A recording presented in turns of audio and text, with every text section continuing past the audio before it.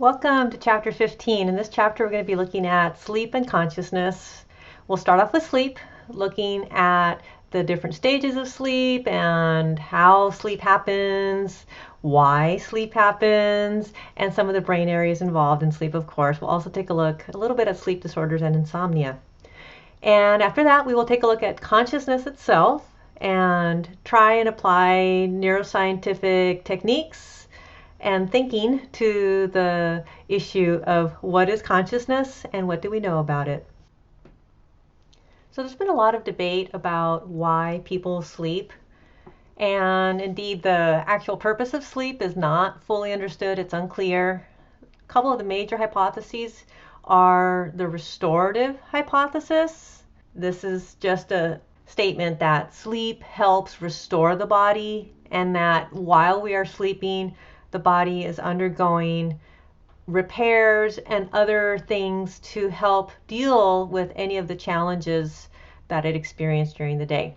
In support of this hypothesis is the finding that species that have higher metabolic rates, they typically spend more time sleeping than other animals that have slower metabolic rates. So, animals that have faster heart rates, for example, are going to sleep more than species that generally have lower heart rates. There's also the adaptive hypothesis that refers to the amount of sleep being a function of just the availability of food and as well the safety of the organism. And so animals that have to feed all day to get enough calories are not going to sleep a lot, obviously. And then another part of it is whether an animal a predator or a prey animal. So predators don't have to worry as much about being attacked and killed for food, but prey animals certainly do. And so a rabbit that is a prey animal is going to probably have to stay awake more of the day to fend off possible predation than a lion is going to. There's also been a recent finding that the removal of toxins in the brain can actually happen while we're sleeping. Glial cells have been found to form these interesting channels that transport cerebrospinal fluid through the brain. These channels in the brain then can transport beta amyloid proteins out of the cell during sleep. Why do we care about beta amyloid? Remember, that is implicated in Alzheimer's disease. Beta amyloid develops in the plaques that are seen in Alzheimer's disease.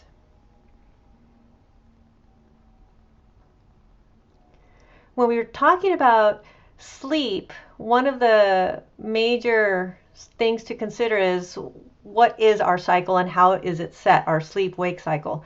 So a circadian rhythm is a cycle that repeats once a day. So it literally means circa, approximately. So if you've gone to a museum, you may have seen some artwork that may have said circa. So that just means, approximately. And then dia, that would be Latin for day. So approximately day-long rhythms. And so our sleep-wake cycle is certainly an example of a circadian rhythm. It repeats once a day. The suprachiasmatic nucleus within the brain, shown here, is the main clock for us. It's what keeps time for us. Now, the clock has to be set, and the thing that sets the clock is light.